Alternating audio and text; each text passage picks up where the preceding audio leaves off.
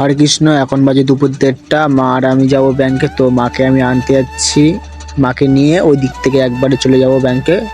এদিকে রাস্তার অবস্থাও খুবই খারাপ, আর মা বসে আছে। মাদের রাস্তার মাথায় এসে অনেকক্ষণ ধরে আমাকে ফোন করছে, তো আমি আস্তে আস্তে যেতে হচ্ছে। তো চলে এসেছি মার কাছে, মা ওই বসে আছে দোকানে। তো আমি গাড়িটা ঘুরিয়ে নিলাম, নিয়ে মাকে গাড়িতে তুলে নিলাম, নিয়ে বার হয়ে গেলাম ব্যাংকে।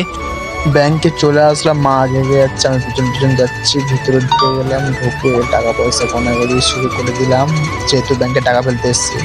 ব্যাংক থেকে বার হয়ে সামনে নপরগঞ্জ হাই স্কুল, নপরগঞ্জ বৈদ্য বিদ্যাপীঠ হাই স্কুল।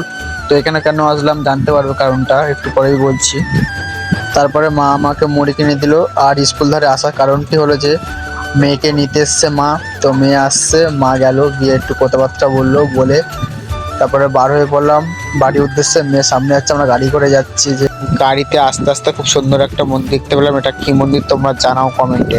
আজ ভিডিওটি অবধি, বাই বাই।